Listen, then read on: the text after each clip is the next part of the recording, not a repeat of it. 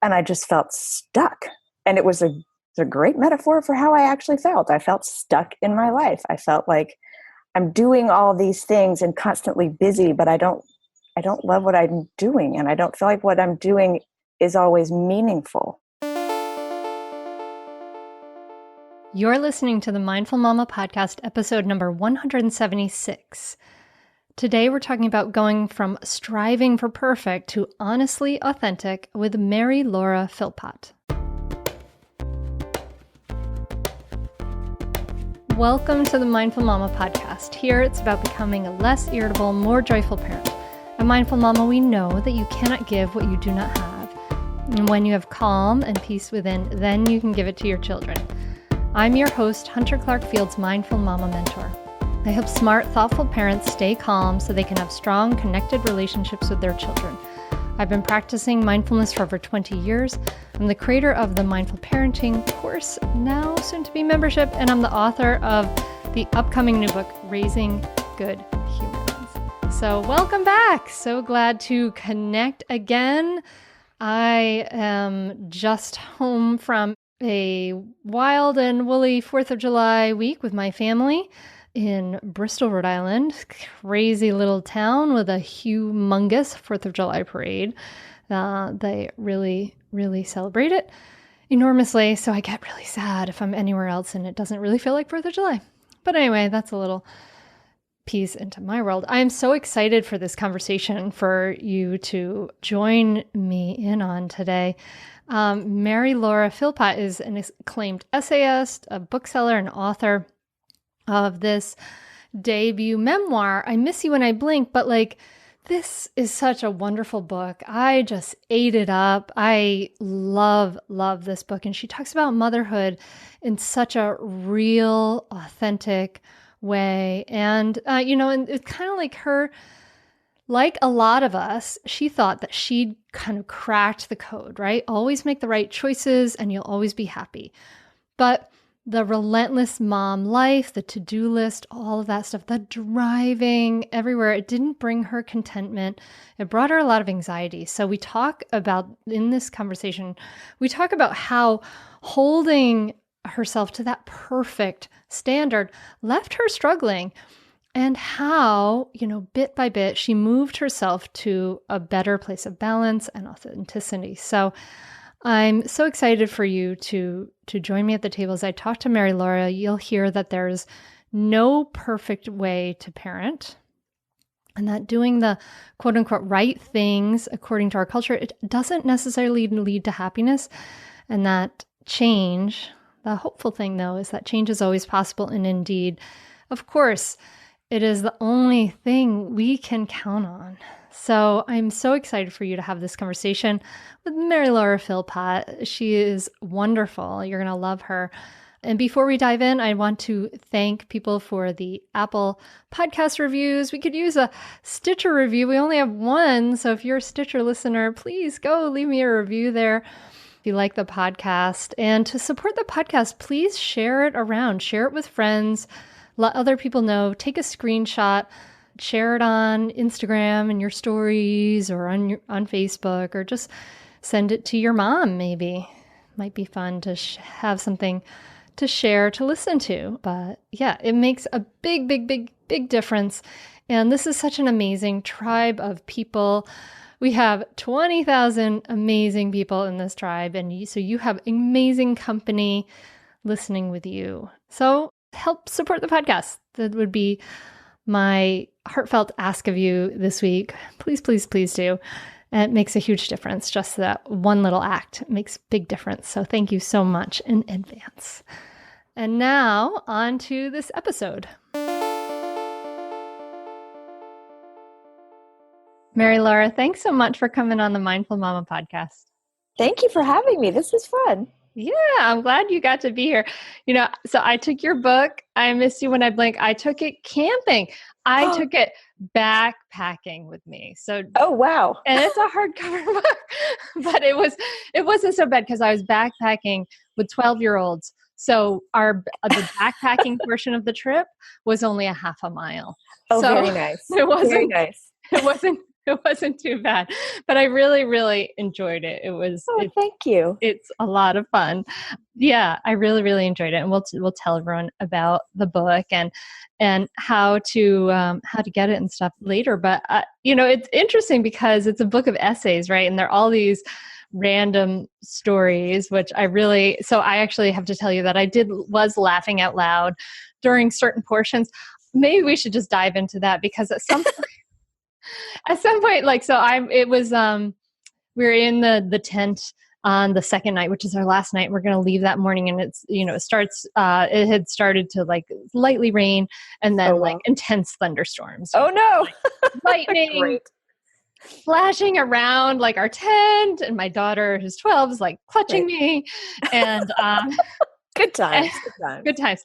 And so I was reading that piece about how you have a way of like imagining an alternate universe. You've made a deal for this circumstance. So can you tell the listener about that? Because that was so hilarious. I read it to my 12-year-old and she found it hilarious. That's great. Well, first of all, I'm happy the book got to go camping. It's now been camping more than I have. So that is wonderful. I'm glad it got to have that outdoorsy experience.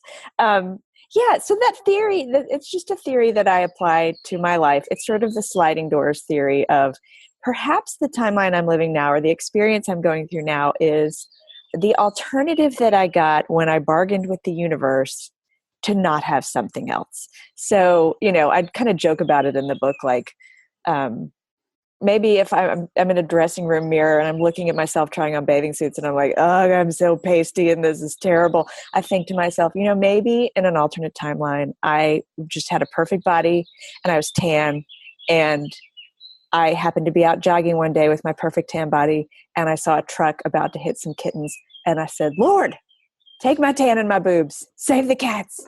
And that is why I am this way now. And what a great bargain that was. And I'm so glad I have this instead of that.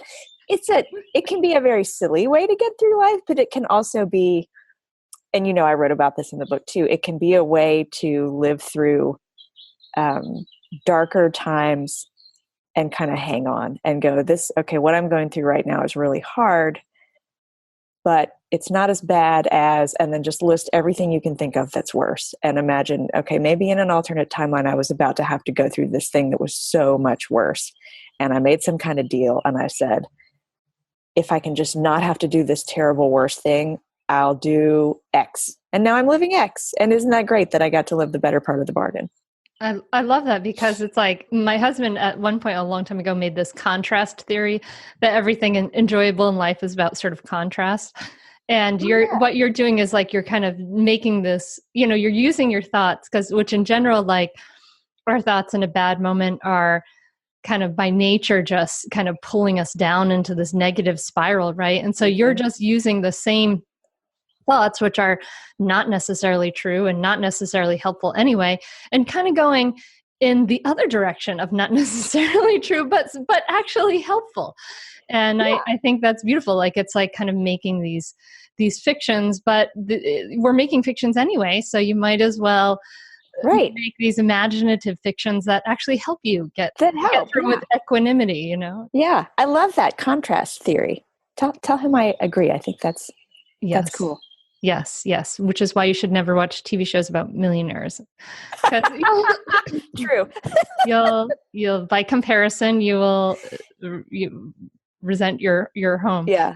Comparison is terrible. Comparison is why like Instagram is so like fun and delightful and also miserable and torturous, because for every great fun thing you see on Instagram, like, oh, there my friend got a puppy, or look at that baby bear eating a fish, or whatever's happy on Instagram, there's something that you can compare yourself to that makes you feel like a real bummer. Like you might think you really got a lot done that day, or your whatever, your podcast, your book, whatever has done really well, and then you scroll across and then there's somebody going, Oprah just picked my book to be the next giant bestseller. And you're like, oh, I'm so terrible because Oprah didn't pick my book.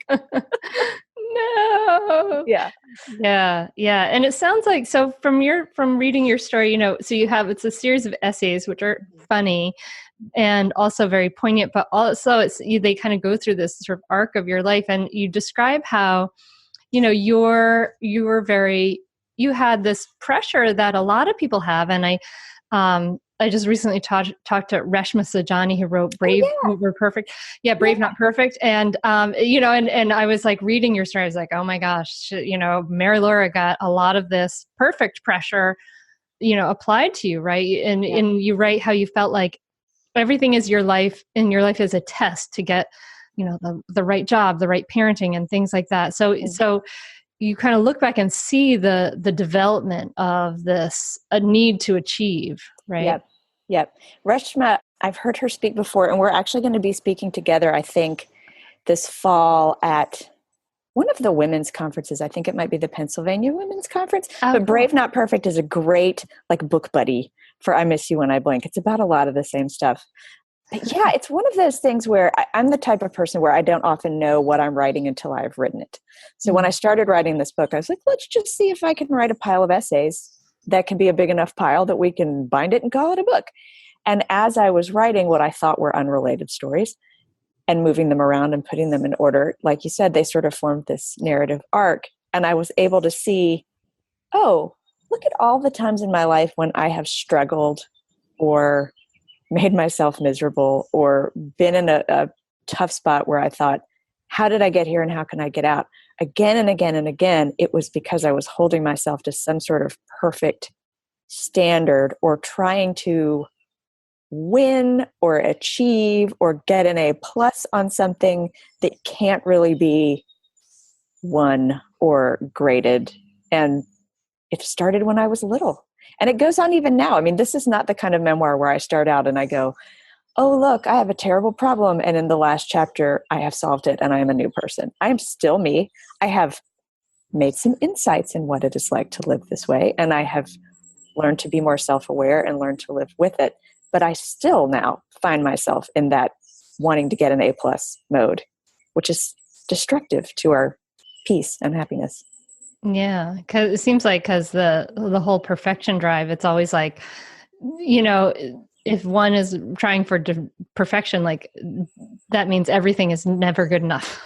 Right. Nothing is ever good enough, right? Nothing's ever good enough. It's exhausting. And like Reshma writes about in her book, if you're trying for perfection and perfection is where you feel comfortable and what you're aiming for, you are demotivated to be brave and try new things because you don't want to do something you might not succeed at, which is a terrible way to live. So I have learned to sort of purposefully circumvent that and go, no, I'm not going to do that. I'm going to try the thing that is hard that I might fail. And you did, you broke out and did new things, but it's interesting because you could see like the arc of this life. Like first you guys get a couple dogs and you have a house in the suburbs in Atlanta, and then you have kids and you're volunteering and you're like doing all these things. Like, you leave your job and you're staying home with your kids. And so you're doing all these, like what a good, quote unquote, good mom does. Right. And, doing the right things. Right. And then you find yourself kind of in a place where you're like, wait a second, what's going on here? What's happening?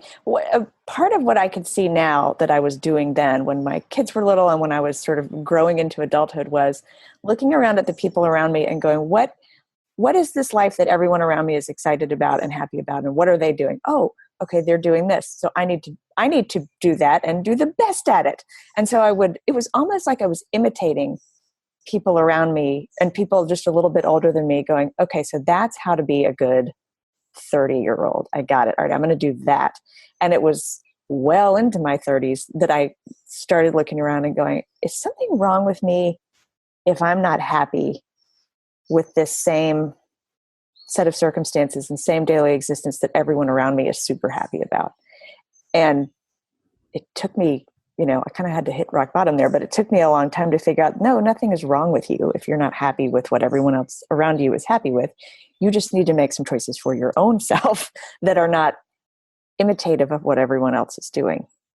Yeah, I looked at that and I saw it really was kind of like, an arc from doing it right, doing all the things parents told you to, society told you to, doing all those things right, to moving towards authenticity, to moving towards actually, who am I and what do I like and things like that. But it sounds at the bottom, it sounds like, you wrote that you were craving solitude and you're wanted to escape from this sort of like mom life. So can you describe like, what was the mom life that you were struggling with? What were the parts that were challenging? I mean, it definitely seems like the Atlanta traffic was part of that.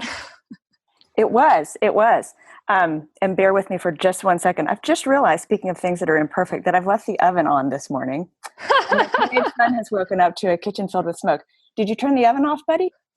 Thank you very much. Sorry I burned your waffle and your sausage. I love you. Make another breakfast. I'm going back to this podcast, okay? Anyway. Hey. And for the listener, I'm following Mary Laura. She takes her laptop inside and getting through the house. The brief tour of the house. Sitting here having this wonderful conversation with you. And then I was like, why do I smell smoke? Oh, great. Speaking of perfection. But yeah, so Atlanta traffic, it's a funny thing. I tell people now, I live in Nashville, which is undergoing a massive boom. The growth is huge. Traffic is getting worse by the day. And everyone here is complaining about how terrible it is. And I keep saying, oh, you have no idea. And I know it sounds crazy to say that traffic is part of why I would leave a city. But to me, the traffic in Atlanta became emblematic of the life that I was living. I was constantly in transit. I had, at the time when we moved away, I had 2 children who were big enough to have active social lives, but not old enough to drive. So I had to drive them everywhere, which meant I was in the car all the time. I was constantly looking at the back end of other cars, and I just felt stuck.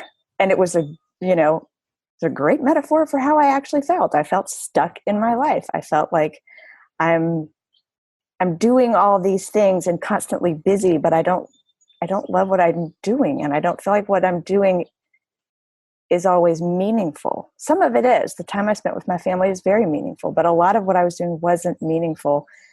And I felt like I have to get, like literally I have to get out of here, as in I have to get away from this existence where all I do is sit on the highway. But then also I need to be by myself and have a moment, and maybe more than a moment, like a week or a month, to just have silence and listen to the inside of my own brain and not traffic noise and people noise and my email constantly pinging and my phone constantly pinging and all the noise and craziness of the stuff that I had surrounded myself with, but which wasn't any longer really important to me.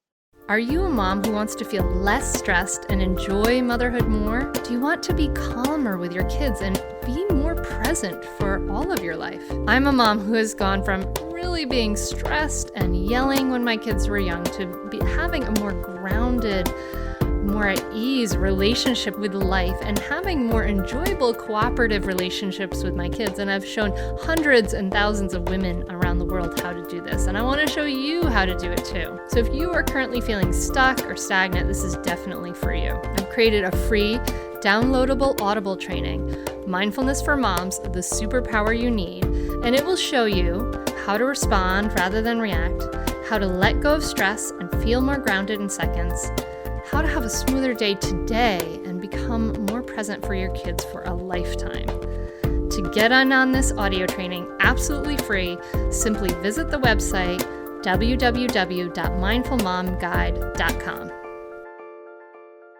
I'm pausing here because I think that the listener, probably many listeners can probably really relate to that. Like this feeling of like, I'm doing all these things for other people. I'm stuck in this place.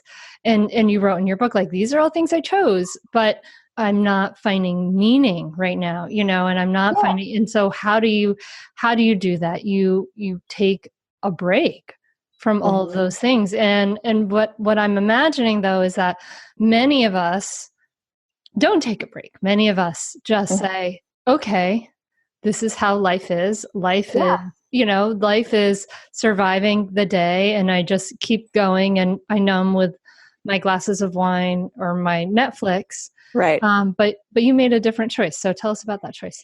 I mean, like you said, everything that was around me at this point where I was not happy they were all things I chose. These were decisions I made: where I was going to live, what I was going to do with my time.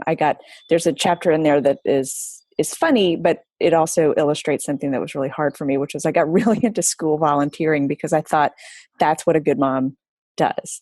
And I also thought that's what a good productive woman does. If I've given up my full-time job, which I had switched to freelance writing, but I was no longer going into an office every day and like sitting in board meetings and stuff. I thought, if I've given up that, I do have to be productive in some other way. So it's up to me to plan the big fundraiser. I was doing all these things that I chose to do, and some of which worked well for a while, but then I reached a point where they didn't. And like you said, when you reach a point where things aren't working, sometimes you feel this, it's a false dichotomy, but it's a dichotomy where you feel like you have two choices. You can either make it work and smile and dig in and just, have your wine and your Netflix and go, well, this is the life I chose. I'm stuck with it forever and I just got to make the best of it.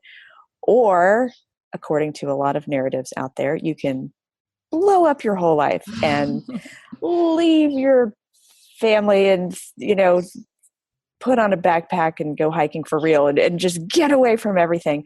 And I didn't feel like I wanted to do that. I didn't feel like I wanted to do either of those things, which for a while kept me feeling very, very stuck.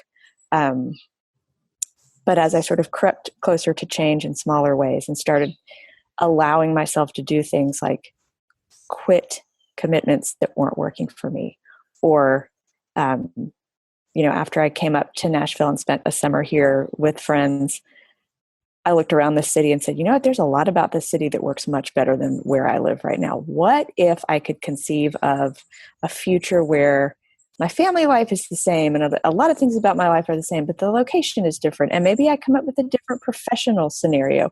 What if I could change pieces of my life instead of the whole thing and get it to work better? But it was definitely a process. I mean, as you've read, it was a multi-year process of experimentation.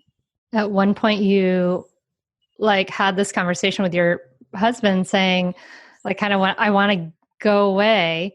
Mm-hmm. And what I love what you did there, because you, and there are a couple of things I want to tease out of that, because you didn't, or at least you had stopped blaming yourself for how you were feeling.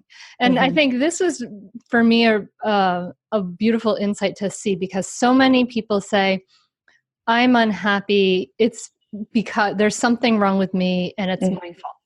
Mm-hmm. So these are the kind of the ways that humans naturally shoot this sort of second arrow at themselves, right? Is like, and so there's something wrong with me. At least at that point, you didn't do that. You looked around and you said, okay, there's something wrong here. There's the environment, the situation, all of these things are not adding up to pieces, and I want to get out. You had this feeling of I need to get out. I want to get out. And so you had a conversation, and it sounds like your husband's wonderful. And you guys figured out a way for you to go you had a little Mary Laura mind retreat. Yeah. personal retreat.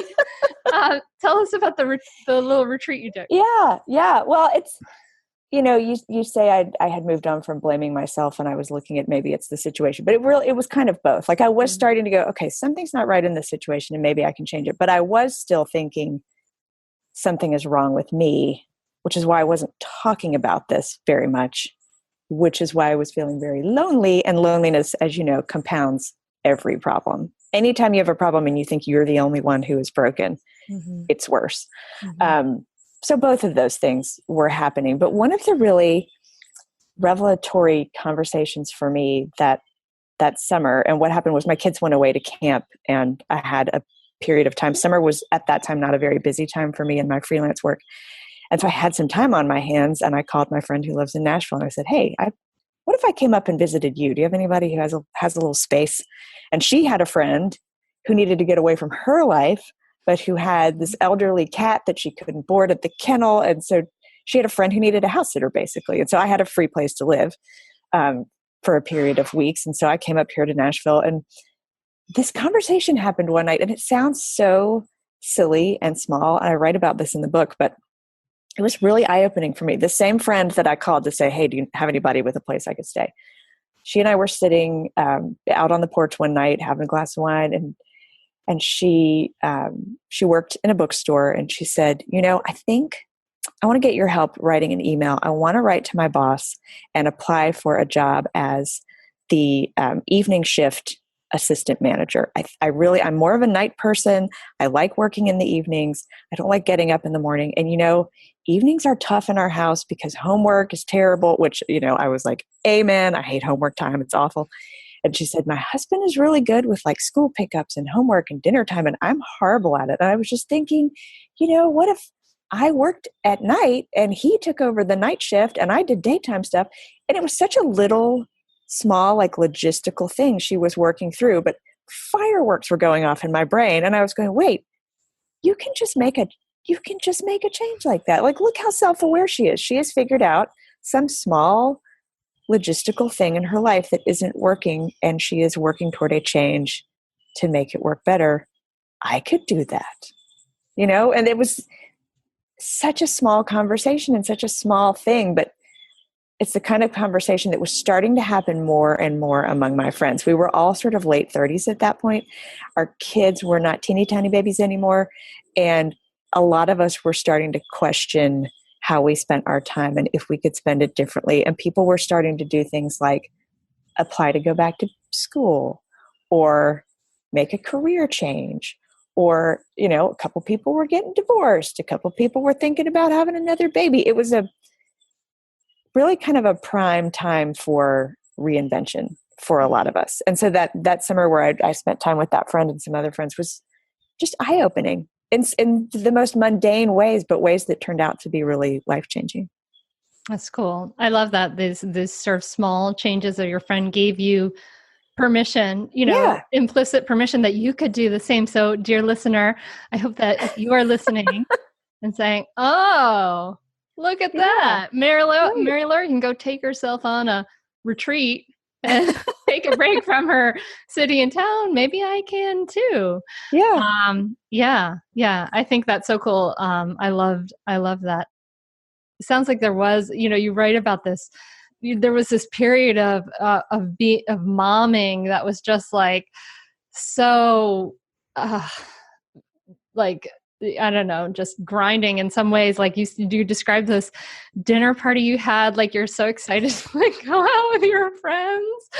And it's so, you write about the conversation they were having and how frustrated you were with the conversation.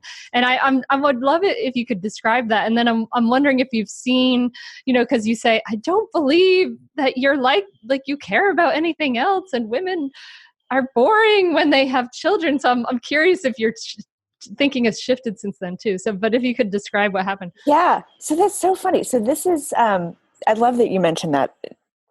It's one scene within one essay in this memoir, and it has come up, I think, in every interview I've done. It comes up at every event. So what happened is I got invited to this dinner party, like casual friends of friends kind of thing. I didn't actually know very many people at that table very well, but I knew, like, I had one good friend who had invited me, and I kind of knew everybody, and we had all lived in the same part of town for several years. So like, some of us used to work together, or, these are people I used to see in the airport or in coffee shops. I was aware of all these people. But what had brought us together over dinner was the fact that we all had children in preschool at the same time.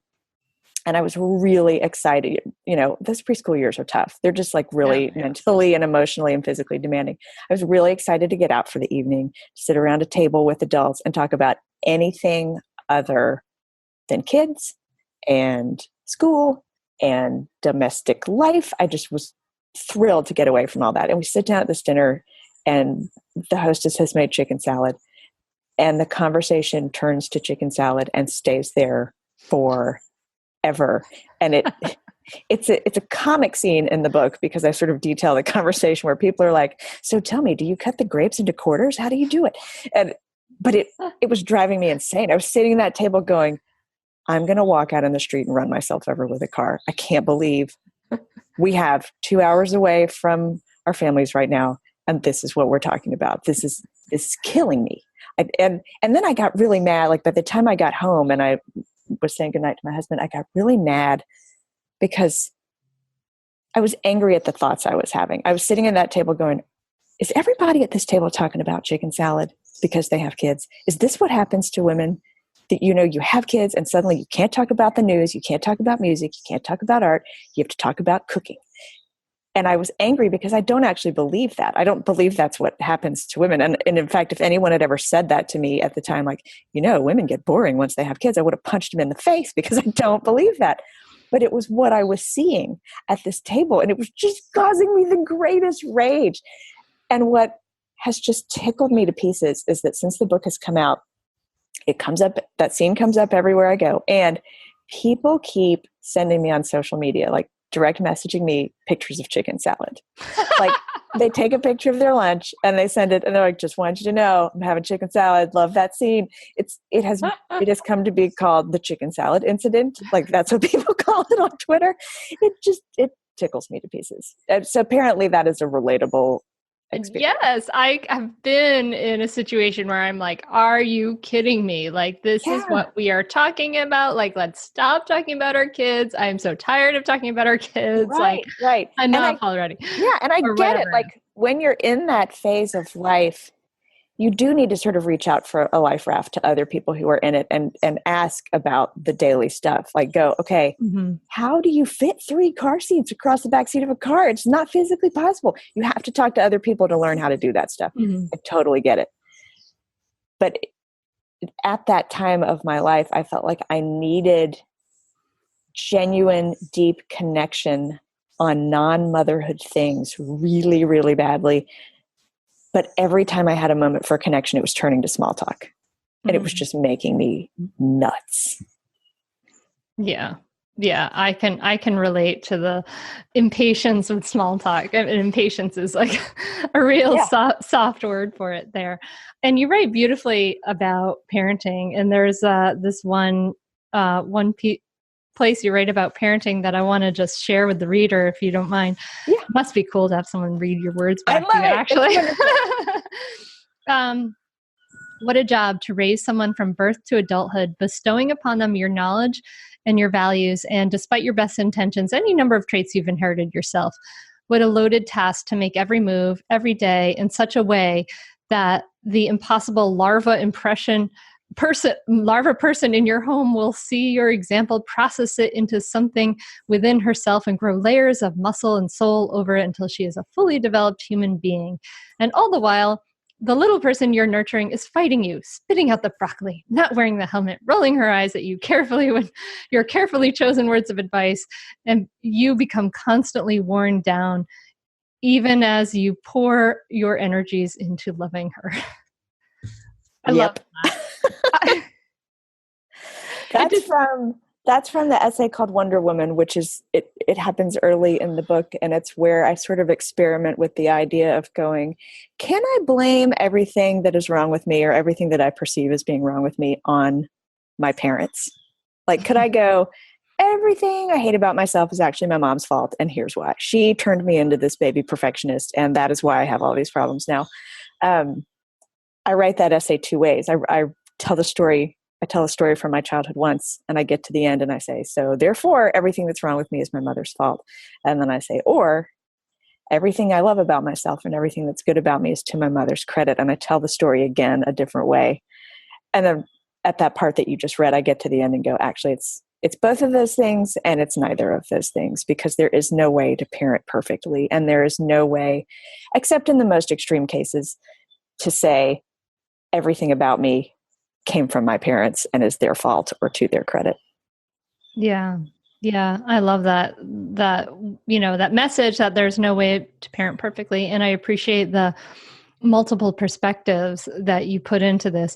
It's interesting because Mary Laura, you paint this picture of yourself as this like, kind of like suburban housewife, like volunteering for the things. And, you're blonde and pretty, but you've got this like wild creative streak that I really appreciate. And I think the hair is deceptive. I did a radio interview once right after the book came out, and the host was like, I'm looking at your author picture and you're blonde and you have really good makeup. And I just don't know if this is the same person who wrote this book, because this book has got some really dark stuff in it, and you went through some really messed up times. And I was like, yeah, but I could still do hair. So, we contain multitudes. Yeah. I can at least do it for a picture. Yeah, it really does have all these different aspects to it. This, these fun, and I really appreciated the mix of like the funniness and the dark, not being afraid to look at the shadow, but also seeing it with a sense of humor. And it sounds like as you kind of took this journey, right, from everything having to be right, even in your work, right? Weren't you like doing some editing work, right? Like that's kind of like making things right. And now, and then moving towards this like authenticity, right? Like who I am in this creative expression with this writing. So where are things now as far as you comparing kind of where your life is? And I'm just curious about also, are you making more time now for creativity? Or, how are things different as far as like how you're allotting your time in your life? Yeah. I'm still me, and I still lean very hard toward wanting to get the gold star in everything I do. So I have a natural tendency to overcommit across the board in everything, but I am far more self-aware now than I was a decade ago. So I can see myself, reaching for the keyboard to reply yes to everything that I am asked to do. And I can stop myself and go, that does not make you happy. Saying yes to every single thing is not good. I try to take a more careful approach to where I give my time. I'm still juggling a lot. I do still do some work for Parnassus Books, is a bookstore here in Nashville, where for the past 5 years, I've been working full-time running a website there called Musing, which is our digital magazine. And I'm trying to figure out how that's going to look in the future. Like, I don't think I can keep running that site and try to write another book and do speaking engagements, which I've just started doing and which are really fun, and spend time with my children who are now teenagers. And, one of whom I've only got 2 more or a year and a half with left before he leaves the nest. I do have to protect my time. So I'm actually in a phase right now where I'm trying to move the puzzle pieces around a little bit and protect my writing time and my family time and not do too much. But it's always in flux. I've never reached a point where I'm like, aha, perfect balance. I don't know anyone who has. Yeah. Well, balance is always some kind of wobble between one side or the other. If you ever try to do tree pose in yoga, that foot is wobbling all over the place. Exactly. And I'm at this point, as of the moment we're having this conversation, I'm 2 months out from the book coming out. And I know the book is still a baby. Like, it is still just beginning to reach the people it's going to reach and find its readers. But I am already starting to get the question, not just from other people, but within myself, well, what are you going to do next? What will the next book be? And so that's making me anxious. I was going to say, doesn't that feel like, so I just, I'm in the process of like, I just finished my book and all these things. And that question has vaguely, barely come up, but I kind of feel like it's like literally like, it's kind of like if someone asking you that now is literally like asking somebody who just 2 weeks ago had a literal baby out of her vagina and saying, so when's your next baby? That's so frustrating. Yeah, it is. And I keep like, I'm in this like magical thinking phase where I'm like, why can't this book just write the next book? I wrote this one. Now just, can it just self-propagate and write the next one? And yet that is not how it works. I think it's an unrealistic pressure to put on ourselves when we create something or we do something and then immediately we're like, what are we going to do next? But at the same time, I know that it can be a really healthy coping mechanism to have something next to shift your attention to so that you don't obsess over this thing. Like, it would be awesome to sit down and spend my time writing other things right now instead of getting up and going, I wonder how the book is doing. Did more people read it? Who's put it on Instagram today? So I get why it actually is a great thing to have another project ready to roll, ready to work on. Mm-hmm. it hasn't happened yet. I don't know when or how it will, but I hope it does. So I'm anxious about that right now. So, how do you fit in pieces that, like that ground you? Like you talked about your walks and those pieces. How do you, for someone who's saying, "Wow, Mary Laura was like, was in the trenches with me raising these little kids, and then she started doing this creative work and is doing these things," right? And they want to know, well, how do you do that? How does that look? Yeah. So I think it's different for everybody. I write about it a little bit in the book, kind of how it worked for me. And of the things that I know that make me feel good and that I enjoy doing, one is being outside. So I spend a good bit of time outside, not in like a hiking, camping, tough way, just in like I put on tennis shoes and I walk down my street and I say hi to the cows and donkeys that live at the end of my street. I do that. I know that I find peace when I am productive, and I wish I were not so hardcore that way, but I know that about me. So I've tried to structure my life such that in the mornings, once I get everybody off to wherever they need to be, there's something that I've committed to that I can do in a short period of time and check it off, whether that's a piece of work for the bookstore or, I have 3 friends today who have books coming out and I'm going to tweet about each one of those books. Okay, check that off. I've done something productive and good for the universe. And then I have a chunk of time where I work on something more amorphous, like a book project or a writing project, or I struggle with an essay. I try to kind of fit that struggly part into the middle of the day so that I've done something productive before it and I've done something productive after it. And I don't end my day going, I deleted everything I wrote today. I have nothing to show for myself.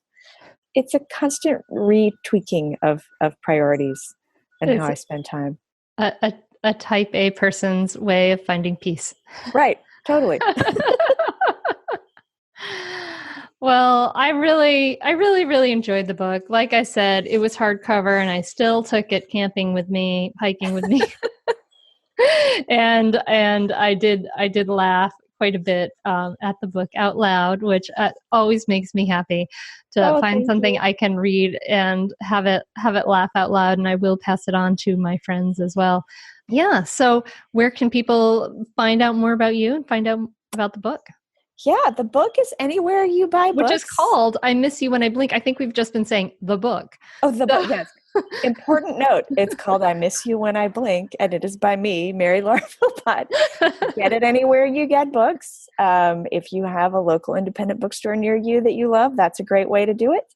You can follow me on Twitter or Instagram. I do have an author Facebook page as well. I don't use that quite as much, but it's there. And I have a website, marylauraphilpott.com, and there's an events page there where additional book tour dates are added periodically. So if you want to check and see if maybe I'm coming somewhere nearby, that's where to look. That sounds good. Well, Mary Laura, I appreciate I really appreciate your honesty and your work, because I know that there's a lot of work going into this, and your the way you opened yourself up, but with all this with this beautiful vulnerability, but also all this humor. So I just want to thank you for what you've put out into the world. It's really wonderful, and thank you for coming on the Mindful Mama podcast. Well, thank you, Hunter. This was fun. I appreciate the work you do too. And thank you for bearing with me while I tried to burn my house down in the middle of this podcast. The house is still standing, everyone. It's the all house good. is good.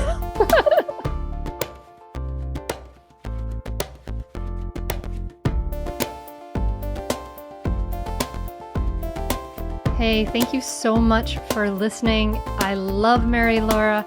I hope you did too. She has so much to offer. We can't get that message enough, that we can't do this perfectly. Perfectly is not an option. And I think as women, we are so trained to this stupid perfect thing. It just drives me bananas, crazy. So if you like this episode, please share it around, share it with your friends, leave a review. Make sure, of course, you are subscribed so you get every episode downloaded on your phone or wherever you listen. And yeah, if you have thoughts, you have questions, you can always email me at hunter@mindfulmamamentor.com. I love to hear from you. And I'm wishing you a beautiful week. I'm wishing you, I hope this podcast has opened up some insights for you and offered you some perspective on your week that will help you. Okay. Wishing you a great week. Namaste.